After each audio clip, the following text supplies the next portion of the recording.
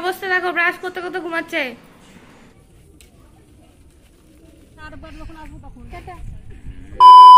So hi guys, good morning, welcome back to my channel creative Piyasa.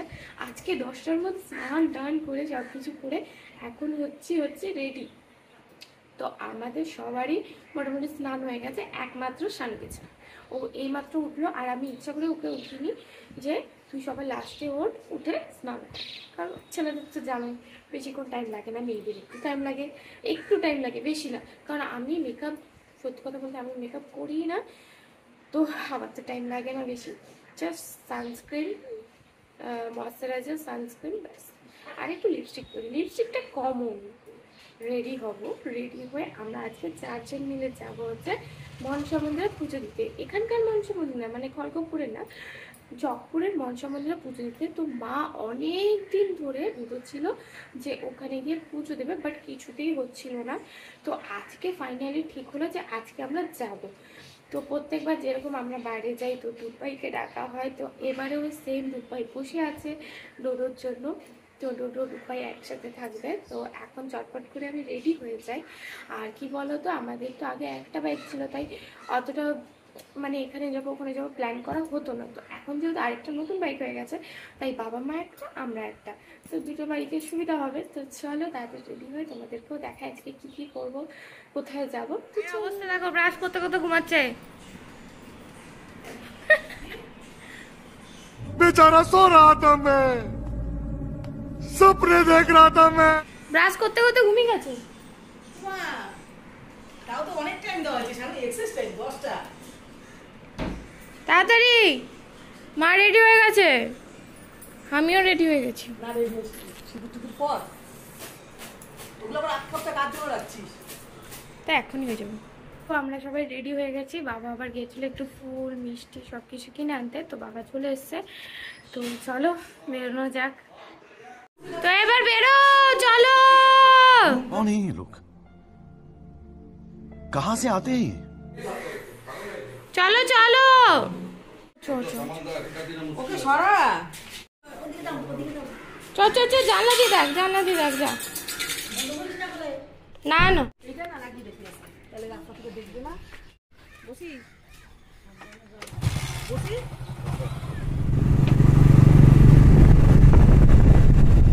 A few moments later.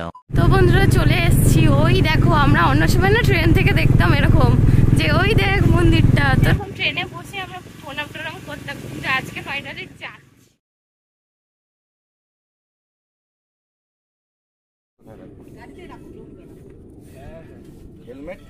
গাড়িতেই রেখে দাও।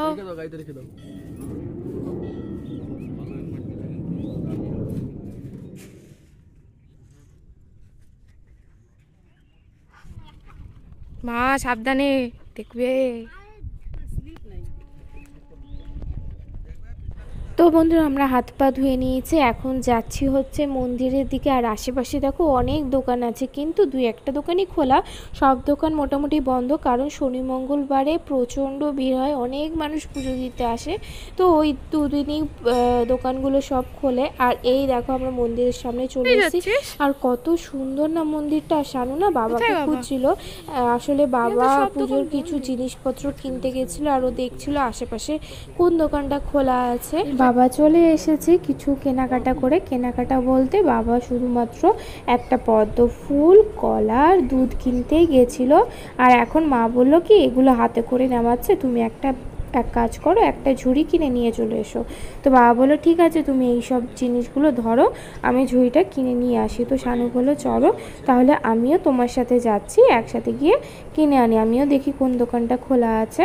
তো শানু চলেও এসছে, এই দেখো। আর মায়ের হাতে যেহেতু কলা ছিল না, ছাগলটা বারবার কলা খাওয়ার জন্য কেমন করছিল। আর যেহেতু আমাদের পুজো দেওয়া এখনো হয়নি, তার মা বলছিল দাঁড়া আমরা পুজো দিয়ে আসি তারপরে তোকে দিই। আসলে কলাটা যেহেতু ঠাকুরকে দেওয়ার জন্যই কেনা হয়েছে, ওর জন্যই মা দিচ্ছিল না। তো ওকে বললো দাঁড়া কিছুক্ষণই অপেক্ষা কর, আমরা চটপট পুজোটা দেবো আর চলে আসবো, এসেই তোকে দেবো। তো আমরা এখন যাব মন্দিরের ভেতরে গিয়ে পুজোটা কমপ্লিট করব। তো এইখানে বাবা ভালো করে ঝুড়িটা ধুয়ে নিল, ধুয়ে টুয়ে মায়ে বা সব কিছু ঝুড়ির মধ্যে রেখে সাজিয়ে ফেলছে। যেহেতু ওই যে বললাম না গোলবাজার থেকে আমরা মালা কিনে এনেছি, তাই মালা টালা সব কিছু প্যাকেট থেকে বের করে ঝুড়ির মধ্যে নিয়ে নিচ্ছে, তাহলে কি ঠাকুরকে পুজো দিতে সুবিধা হবে। তো চলো এবার ভেতরের দিকে যাওয়া যাক। তো বন্ধুরা এই দেখো মন্দিরের গেট, আর উপরে দেখো কত পায়রা বসে আছে। আর এবার আমরা যাব হচ্ছে মন্দিরের ভেতরে। আর এই দেখো মা খোলা ছাদের নিচে বসে আছে। তো এখানে ভক্তরা মোটামুটি আজকে ভিড় আছে, যেহেতু আজকে সোমবার, আমরা সোমবারে এসেছি। এখানে আসলে শনিবার আর মঙ্গলবারই প্রচণ্ড ভিড় হয়। তো আমরা মন্দিরে একটু পুজোটা করে নিই, তোমাদের সাথে একটু পরে দেখা হচ্ছে। A few moments later. তো বন্ধুরা আমাদের পুজো দেওয়া কমপ্লিট। আবার বাবা কলা কিনে আনলো ওই ছাগলটাকে দেবো বলে, কিন্তু ওকে তো খুঁজেই পাচ্ছি না।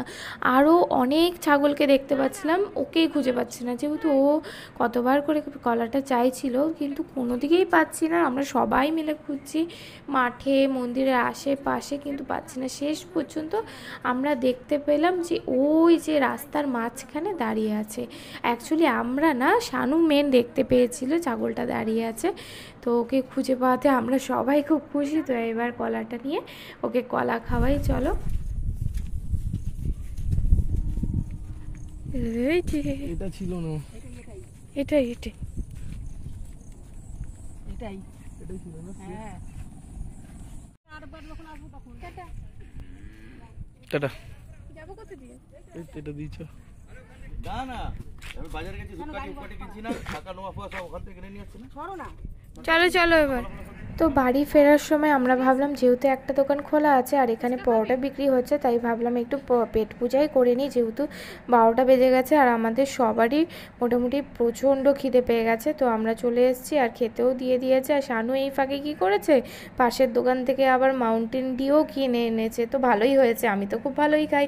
আর সঙ্গে ছিল মুগের জিলাপি, সেটা তো জমেই গেছে। আর পাশে ফুচকা বিক্রি হচ্ছে, আর ফুচকা দেখে আর নিজেকে সামলানো যায় বলো, তাই আমরা চলে আসলাম ফুচকা খেতে। প্রথমে খেলাম হচ্ছে জল ফুচকা, তারপরে খাচ্ছি হচ্ছে মিষ্টি ফুচকা। আর সত্যি কথা বলতে জাস্ট দারুণ ফুচকা বানিয়েছে।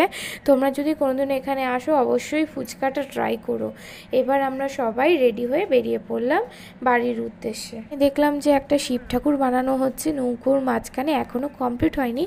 আশা করি এর পরের বারে যখন আসবো এসে দেখবো পুরো কমপ্লিট হয়ে গেছে। A few moments later. তো বন্ধুরা আমরা একটু বেশি তাড়াতাড়ি চলে এসেছি, বাবা মা এখন আসছে।